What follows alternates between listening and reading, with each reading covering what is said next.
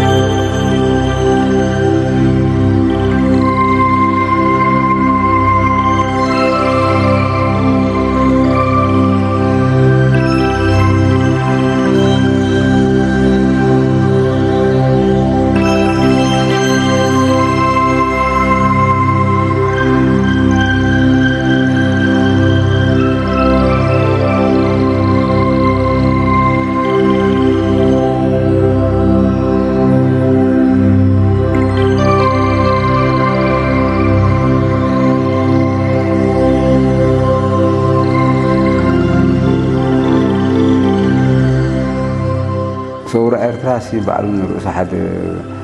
كابتن تأمراتات نعمل بالأسلاخ في زبان عوتنا ناتنات بقليل ما يكونن مستير عوتنا زبان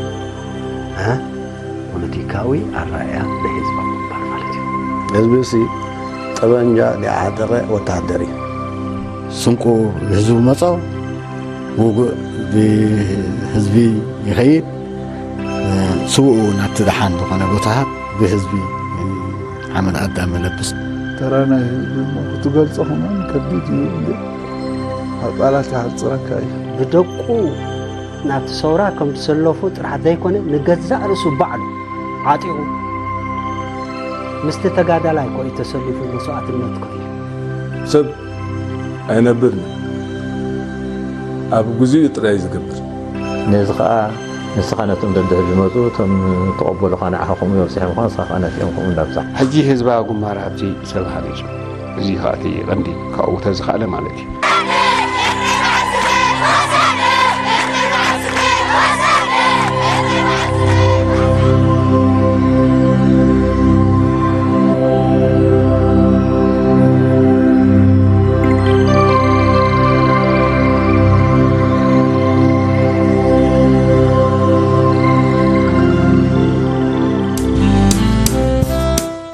بوليتيكاوي قالسي حبرتسب إيرترا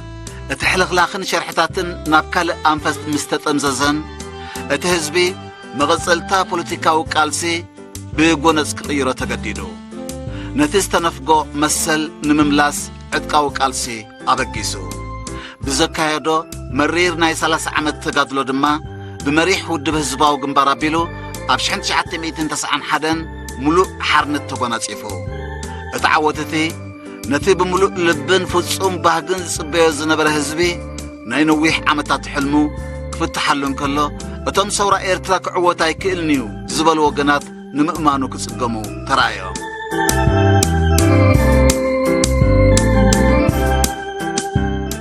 كعوتاي كلني زبال زنبره دمصي وي كاتغمغمات عبي خاب سورا ايرترا كعوتيو الكام حساب كعوتاي كلني جن قال فتح السخن الخون دول امنه راح ينبر ملوء فتح كم تزبي ارترا تصبيو وي يستمنيو عوض كمسيلو ده حسب حيلتات اي نبرن حبرتسب إيرترا حيال قالسن دماو كويناتن بمكياد كبيد مسواتنت بمغفال نتي اي كالنيو زبهال زنبر الصورة ناب معلبيو كبصحو كيلو دستخطلو قنوع مرحان زغفلو كبيد واغان 24 قنبت 1991 دولنا تسنت توغيو كابشاف نابشاف إيرترا سجيرو نملع علم بسرات حرنتا قاليحو حزب إيرترا نتبهان قوتاز بيزنبري أبقاه درقيبوه اتعلت ኣብ ዓውደ ዋርሕ ኤርትራ ናይ ገዛ ርእሳ ፍሉይነትን ክብርን ክትሕዝ ተራእያ ኣዝዩ ድሙቕ ሕብርን ምልክት ጽንዓትን ሰሊማ ናብታ ዕለት ንምብጻሕ ዝተሰግረን ዝተሓልፈን ጉዕዞ ትምስክር ማእከል ኮይና ኣሰጋጊራ ካብ በዓልና ደው ጀሚርካ ድሕሪኡ ዝነበረ ኩናት ዝተፈላለየ ናይ በዓል ባፅዕ መጥቃዕቲ ኣብ ኩሉ ኩርናዓት ኤርትራ ዝካየድ ዝነበረ ኩናት ዝፈጠሮን ዘመቻቸኦን ኩነታት እዩ ቅድሚ ኩናት ደቀ ምሓረ ማልያ ዘይብሎም ተደጋገምቲ ኣዝዮም ከበድቲ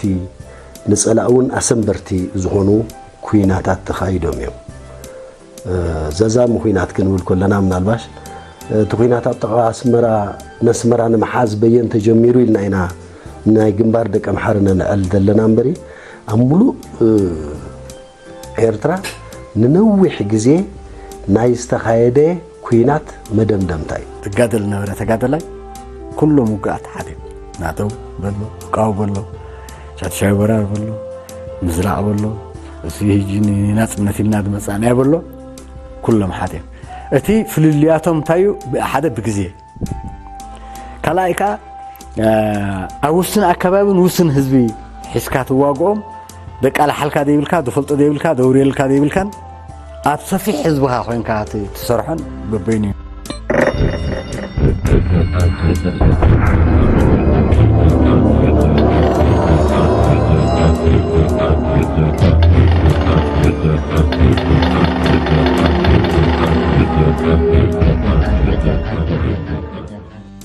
ዛዛመ ኩናት ውጽኢት ናይቲ ካብ ውሑድ ናብ እኹል ካብ ንኡስ ናብ ዓቢ ካብ ቀሌል ናብ ዝተሓላለኸ ብኽለንቱ ንኡስ ተማልአ ውዳበ ክፈጥር ዝኽኣለ ምልክት እዩ እቲ ናብ ጫፍ መድረኽ ዓወት ዘብጽሐ ዓቕምን ብቕዓትን ብምዃኑ ንኤርትራውያን ነባሪ ሓበን ዝፈጥር ኣብ ቀርኒ ኣፍሪቃ ሓድሽ ምዕራፍ ዝጨበጠ ዓወት ክበሃል ዝኽእል ትእምርቲ እዩ እቲ ኣብ ጉንበት 1991 ዝተረኽበ ዓወት ንድምር ውጽኢት ነቲ ብነዊሕ ዓመታት ዝተዋህለለ ሃብታም ባህሊ ዓወትን መንፈስ ቃልስን ይምስክር እቲ ወተሃደራዊ ዓወት ንውጽኢት ኣተሓሳስባን ግብራዊ ብቕዓትን ይገልጽ እዚ ሕጂ ነቲ ወተሃደር ነቲ ተጋዳላይ ሞራል ህቦ እቲ ህዝቢ ከዓ ኒሕ ነይርዎ ምክንያቱ ንነዊሕ እዋን ክጽብዮ ፀንሐታ ስለዚ ውጽኢት ናይ ስራሕና ስለዝኾነ ህዝቢ ልዕሊ ዝኾነ ይኹን ነገር እልል ማለይ ተቐቢሉ ስለዚ ህዝቢስ ኣነ ዓብዪ እጃም ነይርዎ ኢለ ክዛረብ ክእለ ማለት እዩ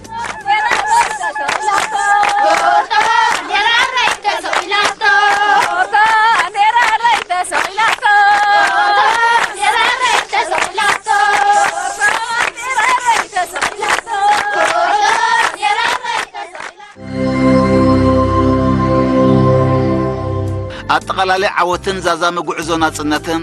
እቲ ካብ መድረኽ ናብ መድረኽ ዓቕሙን ኣወዳድብኡን ቀጻሊ ብምዕባል ሰረት ህንጻ ሰራዊት ብምድልዳል ካብ ናይ ምክልኻል ወፂኡ ናብ ምጥቃዕ ብምስግጋር ዝተረኽበ ዓወት እዩ ህዝባዊ ግንባር ካብ ውልድኡ ብዕላማ ብስትራቴጅን ብራእይን ዝተመርሐ ውድብ ምዃኑ ዘረጋግጹ ናይ ቃልሲ መስመሩን ዝሓለፎም መሳልል ጉዕዞን ብዓቢኡ በብግዚኡ ዝደለቦም ተመክሮታትን እዮም ነቲ በብቁሩብ ዘዋህለሎ ዓቕሚ ዝምጥን ወተሃደራዊ ኣወዳድባን ክስራዕ ተራእዩ ማዕረ ማዕሪኡ ድማ እቲ ዝመረጾም ስልትታት ንዓቕሙን ተኽእሎታትን ዝውክሉ ነበሩ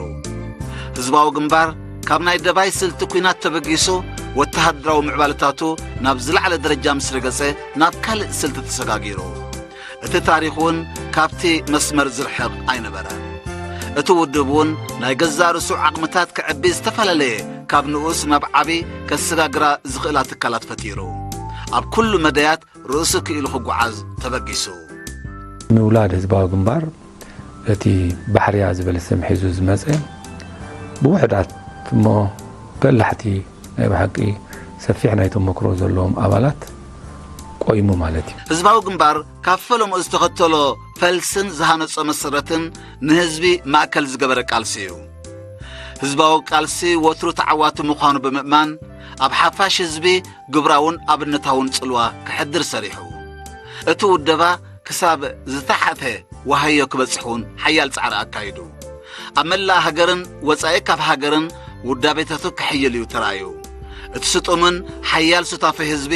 ሱርበተ ክሰውራዊ ምዕባለ ምእንቲ ክመጽእን ንንቕሓት ህዝቢ ኣብ ዝለዓለ ደረጃ ከብፅሖ ዝኽእል መስመራት ሓንፂፁ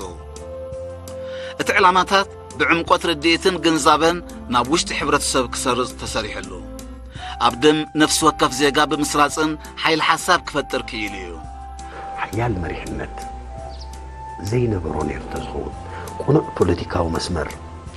هزباو زخوني أتحساسبا من هزب زقلقل ودب من هزب السواء ودب زي نبرن يرو انت زخون زغورزكا انت غورزكا ورازكون زعاتكا أسوار انت عاتكا كتعوت رأي ونسيت عوت هيك مزعنا بعبيو رأس مخال كم تحساسبا نبه لك غير بايتان صيفو أزدما بوسيت نايتي حفاش ينكح يودب يعتق نابزبل سفيح حقراو بروغرام تسقاقيرو سلازخونا دما اتقالسي ناي هزبي بهزبي نهزبي كام مخان حيال متأثر كفتر كيلو نتودب دما أب حصير ناي قالسي تمكرتاتو بتحساسبان سراتنتون بكلن تنو كعبي عبي استواصو غيرو زبا غمبار كم ودب بتي زنوبرو ويكا زامنلو استراتيجي اب تحرا مريت زركب حزب إرترا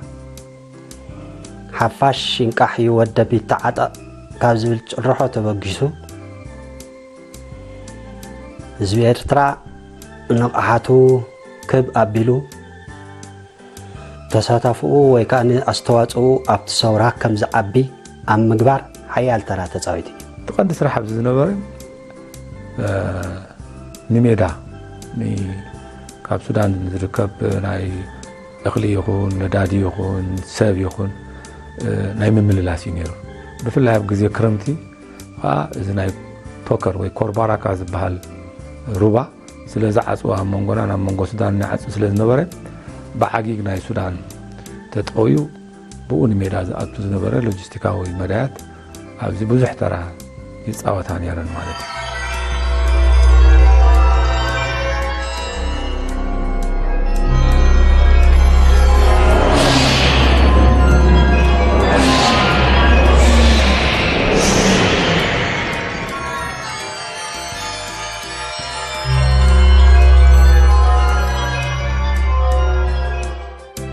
أتي يابرس مخال استمركز استراتيجي هزباو جنبار بستناوحه هزباو كينات نابزل على درجة كبس حزقالو مريحنتن أب كله مداي بستقتلو أجبابي نيرو اتحساب أب جورين مترجم قليل زي كونه واقعاتي كفيلو معرتي حرازو صوز نبر مريتن هزبن أب أودا دبؤون حيالي اتحساسبان نايسرح استفر لي تكالات ودب كفتر كيلو تنهزباو جنبار استخلن تكالات بجزية زعبيان زمعبلان حيال سرت هنصا كم زلون كوينن سلستندكا أبتودب بمتن عبيتن أستواصق فترة كيلان كوميسيون مقاعزيا حادي كابتي عماماتو مالتي مستي استراتيجيكا وتحضراوي تبقصو بوخا كوميسيون مقاعزيا نتسرحاتو سريعو تبقشو مالتي مقاعزيا أب حدا عامت عسر تغلت ورحي إريغا زي عرف زي دقس كل جزء أبسرح زلو إلي توصو بزينا شو صواوا إمداد زبهال أهادو كابتوم قداموت مسرتي ناي هزبا وحيلتات كفلي أهادي إنيرو كم إلامة ودما كل جزء دقف وهابي أقول قلت ناس وارز ملكت ذهب زنابريو علامة نايزي لوجستيك أتقسم كنكا حد خابتهم مسرة هويان ناي ودسب كم عينة مقبي الباسات وزيتهم زدلي نقرات مقربي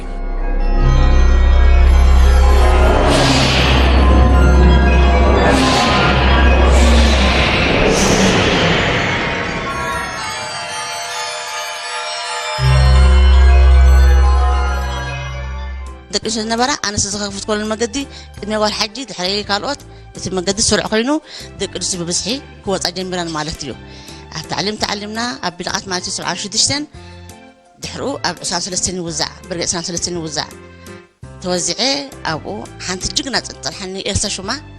ኣስቴር ብዙሕ ደቂ ኣንስትዮ ነበረን እታ ኤልሳ ካብኣ ዝወረስኮ እንተሎ ጅግንነት እዩ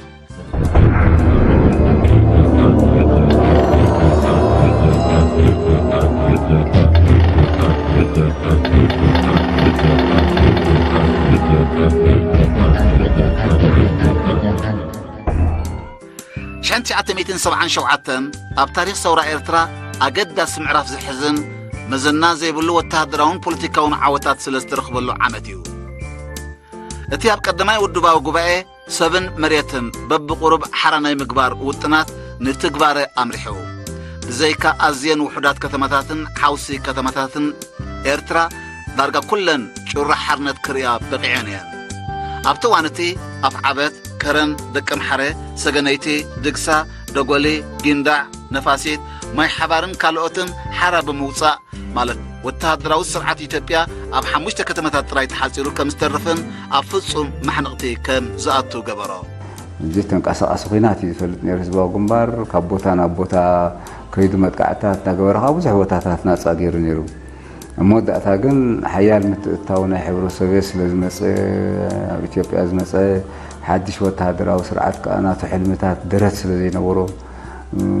مالتها باستراتيجية تحسب كلها كل ساعة دروت تقون استراتيجي له متون حيل غيركات تزدليكات راح تروحوا متن زي والاستراتيجي خالو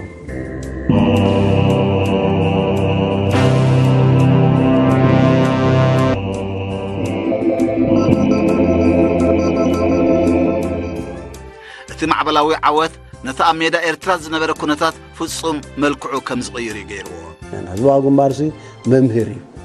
زوا غمبار ممهر ناي مورا ديكونس ممهر ناي زي تمهري وناتو نت زي تمهرون سي بيناي تا درجه حفا بيلو نابت زدل لنسو بصحو زلو زوا غمبار بصحو زلو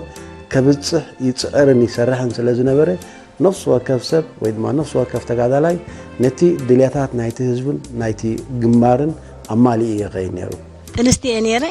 تتنسي تعمل دع غورغوركم دع ابوهم دارغا خابز نغوركو خايفلني ما يزبحال كيسيتي خامنا يصل ايلومنا كلا انا سي انتي كسوا على النمبر تنسحيس كان ندجندهم لسيرس نتنيا محاروز ماي سو الى قولوا له بقى زرخفكو حجانه ابتنا مو داتا دحشكو خينه ابتصم مالتي نحري نتيوم بصوتي كا كابتن نعم حارو وسيدي انا اكو زي قتلني له حيزي خيده مالتي نحري كلهم رفلهم ودقوا بغلت تسط راح تتحس كلهم وديهم قلبوا تسلو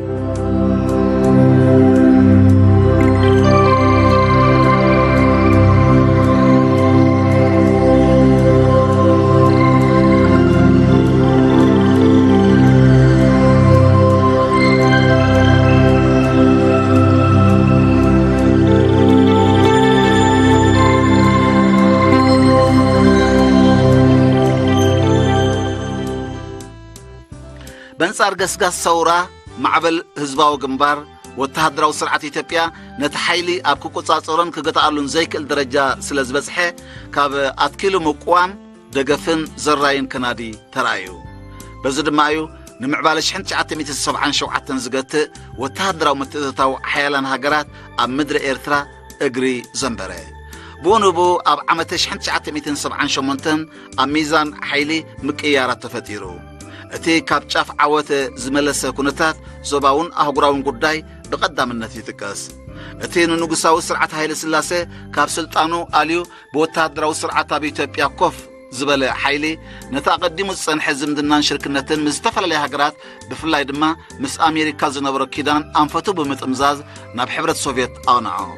أب كل مدايات بحفشة أب زمناو تهدراو صوار دما بفلاي جزيف دقف كركب كيلو زي كازي اتي اماكل إثيوبيا بفلايكا اب صومال كباب اوغادين زنبر كونتات سلستوده ملو حيلون عقمون ناب إرترا أقعزو زي اب اوغادين زترخب عوات اب سيمين إثيوبياوي كدقم كخئل اللو كابزلو موقسي سمين مالتكا اب إرترا مالتي كلتي جزفت أطوار زي سراويت بملو ناب إيرترا يكوغارو تجميرو جزيف سراويت جزيف أطوار مسمت مستا أوشت إيرترا زنبرا عامي دمير كخطريان كلها أزيو جيفي موچو ስለዚህ ኮነ ዘሎ ናቱ መካታት ኮነ አጋር ሰራዊት ካብ ጓዴና አምጽዩ ለቲ ጎልጎል ባርካ ብዘይ ወግ ምስ ሓለፎ ህዝባው ግንባር ሓስያ ወይካ አድሚ አያዝ ወይ ዝኾነ ሓሳባት ወሲድ ተመክሮና ኩን ኣብ ሰራዊት ኤርትራ ዝባ ሰራዊት ዝነበረ ባህሊ ድማ ንኣብነት ሚእቲ ተነይሩ ሓንቲ ሓይልሲ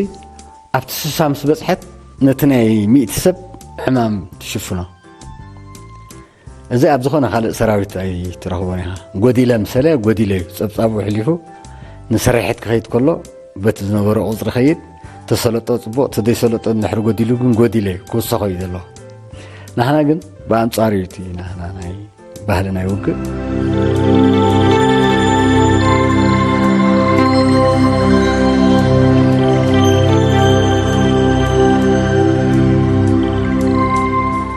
ህዝባዊ ግንባር ነቲ ናይ ሓፋሽ ሰውራዊ ማዕበል ብኸምቲ ካብ ሳሕል ተበጊሱ ኣፍ ደገ ኣስመራ ርእሰ ከተማ ኤርትራ በፂሕዎ ዝነበረ ክቕፅል ከም ዘይክእል ኣርጊጹ እዩ ገምጊምዎ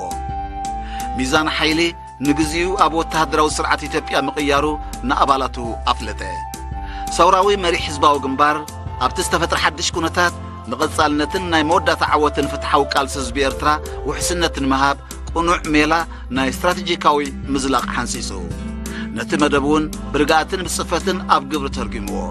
ምዝላቕ እውን ናይ ገዛ ርእሱ ተመክሮ ዝነበሮ ብመሳልል ዝተፈጸመ መድረኽ እዩ ነይሩ ከምዚ ዝኣመሰለ ገዚፍ ዓቕሚ ኣብቲ ዝነበርናዮ ቀዋሚ መከላኸሊ መስመር ኮይና ክንምክቶ ንኽእል ዶ ኣይንኽእልን ኣብ ሕቶ እዩ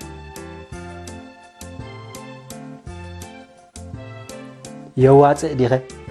ኣብ ሕቶ እዩ ክትምክቶ ከምደይ ትኽእል ከኣንስ ግብራዊ ክኸውን ከምደይ ክእል ከ ርዱእ ነገር እዩ ስለዚ ህዝባዊ ግንባር ከም ውድብ ነዚ ኢቫሉዌት ወይ ከዓ ነዚ ክግምግም ክኽእል ኣለዎ ገምጊምዎ ከዓ ንከምዚ ዝኣመሰለ ገዚፍ ኣፅዋር ዝዓጠቐ ገዚፍ ሰራዊት ኣብ ሓደ ቀዋሚ ድፋዕ ኮንካ ኣብ ከባቢ ናይ በዓል ኣስመራ ካልእ ከባቢታትን ህዝባዊ ሰራዊት ሓርነት ኤርትራ ተደርኪኑሉ ዝነበረ ክንምክት ንኽእል ዶ ኣይንኽእልን እቲ መልሲ ኣይንኽእልን እዩ ስለዚ እንታይ ደኣ ክግበር ኣለዎ ተባሂሉ ንጸላኢ ኣብቲ ዝጥዕም ቦታን ግዜን በብንእሽተይ እንዳተረባረብና ነቲ ዓቕሚ እንዳጉደልና ክንከይድ ትደዋፅእ ተባሂሉ استراتيجياዊ ምዝላቕ ክግበር ኣለዎ ድብል መደምደምታ በፂሑ استراتيجيካዊ ምዝላቕ ህዝባዊ ግንባር ናብቲ ናይ መወዳእታ መቃለሲ ክኾኖ ዝመርፆ ሳሕል ከምርሕን ከሎ እቲ ቦታ ብኩለንትንኡ ብልጫ ነበሮ እሙን ድፋዕ ብምሓዝ ድማ ነቲ ከም ጋሻ ውሕጅን ብተደጋገምን ዝመፆ ዝነበረ መጥቃዕትታት ክምክት ኣትኪሉ ደው ዝበለ እቲ ምክልኻል ልኡም ኣይነበረ ኣብ ውሽጢ እቲ ዘይዕርፍ ወራር ንቕሓት ውልቀ ተጋዳላይ ናብ ዝለዓለ ጫፍ ሰብኣዊ ክብሪ ክድይብ ክኢሉ ኣብ ሰራዊት ድማ ብፍላይ ዝሃነፀ ሃገራዊ ኣእምሮ መስተንክራዊ ክበሃል ዝከኣል ስርሓት ተዓሚሙ ኣብቲ ኣኻውሕ ሓፂናዊ ዕርዲ ብምፍጣር ክቃለስ ተራእዩ ብሓደ ጭርሖ ድማ ቃልሱ ኣካይዱ ብርሃፅና ደምና ንዕቅብ በዚ እምነትን መትከልን ህዝባዊ ሰራዊት ካብ ምክልኻል ናብ ፀረ መጥቃዕቲ ክሰጋገር ብምኽኣሉ ነቲ ኩነታት ናብ ረብሑ ክቕይሮ ኣይተጸገመን እቲ ወተሃደራዊ ኩነታት እውን ካልእ ረቂቕ ሓይሊ ብምህናፅ ነቲ ብፀብለልታ ፅዋር ብግዝፊ ሰራዊት ብዝተዓፃፀፈ ሚእታዊት ዝዕብልሎ ዝነበረ ስርዓት ነቲ ንፍትሓዊ ቃልሲ ህዝቢ ኤርትራ ክጭፍልቕ ዝመፀን ብሓያላን ሃገራት ዝተደገፈ ሓይሊ ኣብቲ ፅኑዑን ዘይዕፀፍን ዋልትኡ ብምዃን ተኣምራታዊ ጅግነት ከንፅባረቕ ክኢሉ ኣብ ጎበደንደን ግንባርና ኣታ ክንረባረብ ከለና ሲ እንታይ ኣሎ መሳርሒ ብጀካታ ፍራዛ እታ ድፋዕ ንምሳይል ንኹሉ መዳፍዕ ንኹሉ ቦምባታት ናይ ነፈርቲ የምክን ምዃኑ ከምክን ከም ዝኽእል ጌርና ስለ ዝሰራሕና ኢና ድሕነት ተፈጢሩ ክመሃርን ክሕዝና ክኢልዎ ብዙሕ ኣፅዋር ናይ ፀላኣይ ክሰልባ ክኢልዎ ብዙሓት ሓደሽቲ መንእስያት ናብ ጎኒ ህዝባዊ ግንባር ክስለፉ ካብ ግዜም ዝላቐት ሒዝካ ኣኽኢሉ ማለት እዩ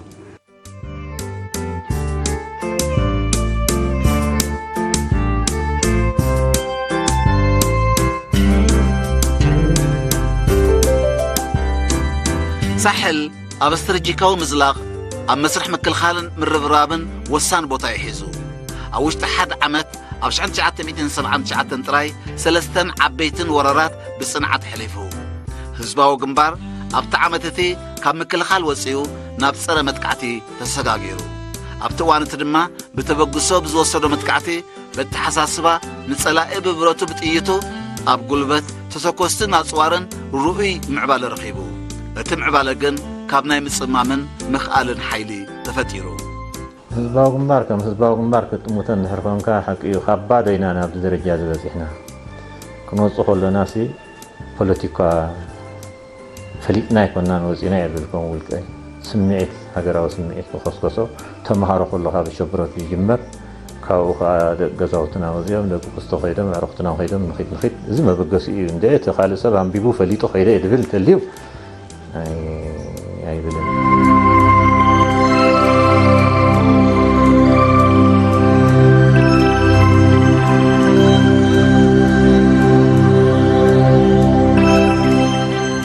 ኣብቲ ናይ 10 ዓመታት ምርብራብን ምክልኻልን ህዝባዊ ግንባር ብዘይካ እቲ ወተሃደራዊ ዓቕሙ ኣብ ካልእ ትካላት እውን ሓያል ተመክሮ ደሊቡ ብምዕባል ዓቕሚ ሰብ ብዝለዓለ ክሰርሓሉ ተራእዩ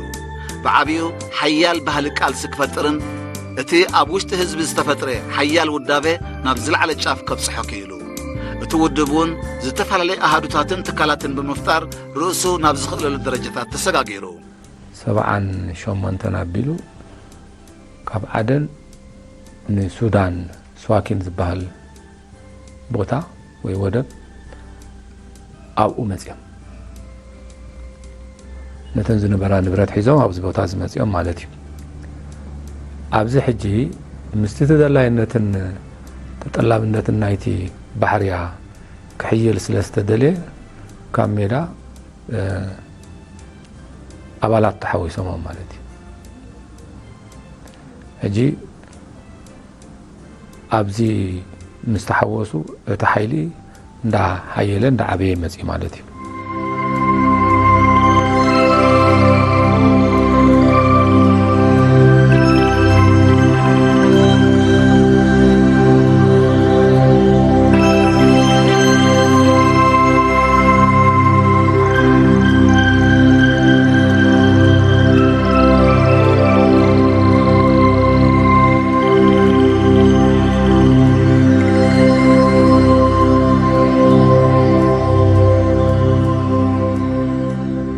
መሪሕነት ህዝባዊ ግንባር ካብ ዝፈጠሮም ዘማዕበሎን ሓቅታት ምውናን ረቂቕ ሓይሊ እዩ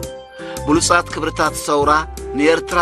ባህሊ ማእከል ዝገበረን ንወተሃደራዊ ስነ ፍልጠት ብግብራዊ ተመክሮ ናብ ፍሉይ መልክዕ ቀየሮ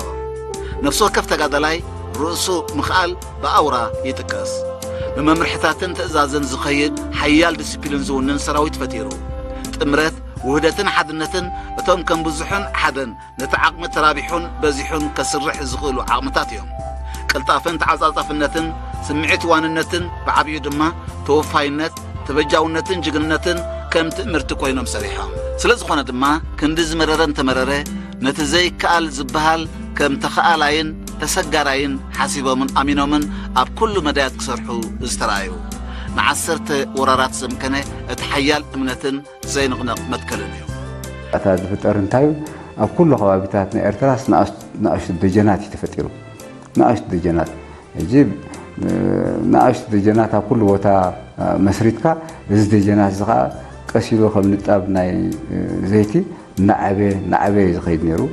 ነቲ ውግእ ከዓ ኣዝዩ ናብ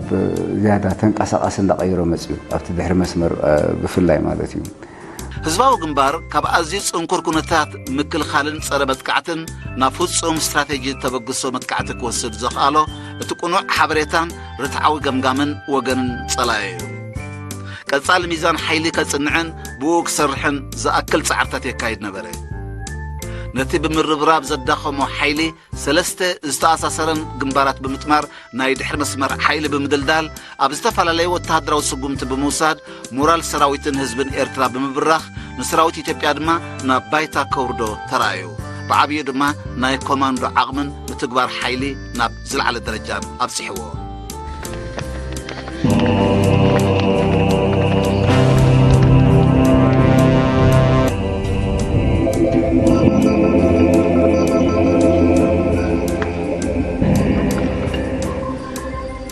እትውድብ ዝኾነ ነገር ንጥፈታት ከካይድ ተዳ ኮይኑ ኺናት ከካይድ ተኮይኑ ኣብ ካልእ ኩነታት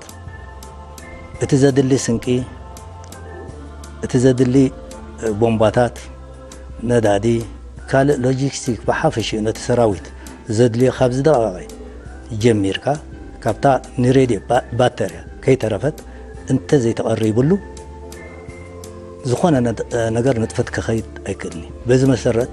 ክትሪኦ ከለኻ መጓዓዝያ መትኒ ናይቲ ውድብ እዩ ነይሩ እንተልካ ምግናን ኣይኮነን ሓቂ እዩ ዓቕሚ ናይቲ ሓይሊ ባሕርና ሲ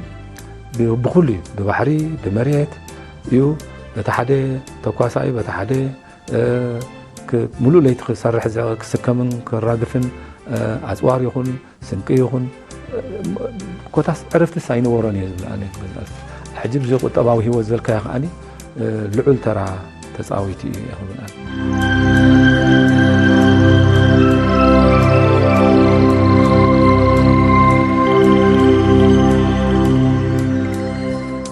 እቲ ዝተዋህለለ ዓቕሚ መጥቃዕቲ ብምስግጋር ቅድም ግንባር ሰሜናዊ ምብራቕ ሳሕል ኣስዒቡ ግንባር ኣፍዓበት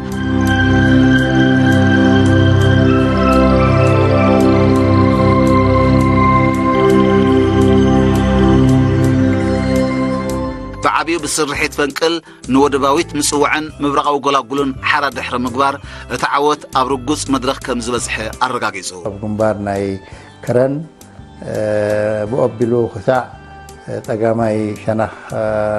እና መጠጥካ ናይ ምኻድ በረኽ ቦታታት ሒድካ ነቲ ግንባር ክፍተፈርተሉ ዝኽእል እዚ ዘይተባህለ ፈተናታት ምርብረባት ተኻይዱ እቲ ብስርሒት ፈንቅል ዝተረኽበ ዓወት ምስ ምኽታም ዝሑል ኩናት ዝተገጣጠመ ኣገዳሲ ምዕራፍ ዝሕዝ ብምዃኑ በቲ ሓደ ሸነኽ ወተሃደራዊ ስርዓት ኢትዮጵያ ንምጽዋዕ ንምምላስ ዘካየዶ ተደጋጋሚ ፈተነ ድማ በቲ ካልእ ናይ ገዛእ ርእሱ ፍሉይ ምዕራፍ ይሕዝ ሶቪየታውያን ማሪኽና ኣለና ሩስያ ዝሃበቶም ኣፅዋር እልብ ዘይብሉን ሓዝና ተፅዋር ምስ ፈለጡ ሓገዝ ምስ ሓሰቶም ደርጊ በዚ ቅድሚ ዝሃበናኩም ዝተዓወትኩም ብሕጂ ክትዕወቱ ትኽእልኩም ኢልዎም ናይ መወዳእታ መድረኽ ዕምሪ መግዛእትን ዛዛመ ኩናትን እምበር ኣብ ከምዚ ዝኣመሰለ ሃዋህው እዩ ተፈጺሙ ሙሉእ ስእሊ ምእንቲ ክህሉ ድሕሪ ሓርነት ምጽዋዕ ጫፍ እዩ መበገሲ ዛዛመ ኩናት ክስምዕ ይከኣል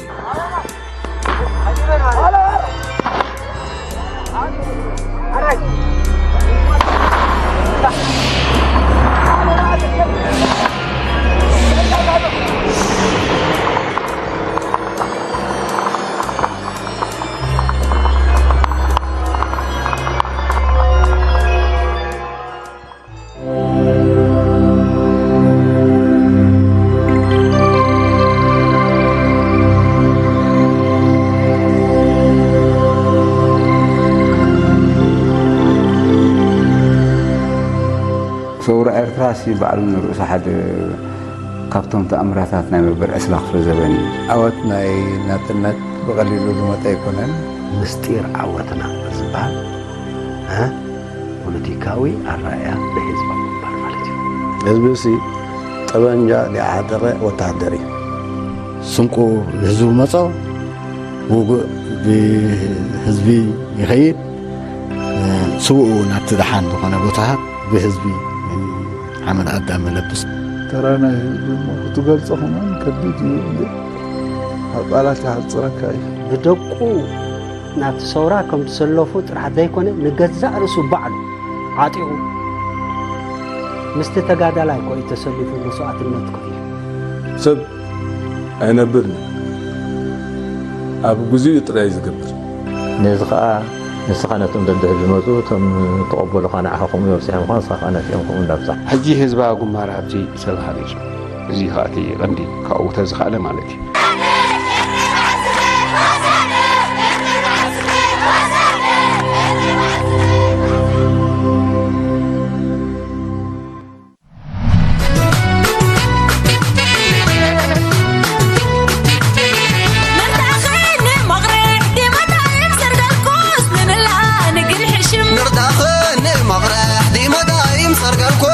من لا نجن حشم جمعنا نرقي ويلا شليتا شخار ترطق حتى شيراح كرون الأباي وقليتنا دابر وسلام رطا جمعنا نرقي ويلا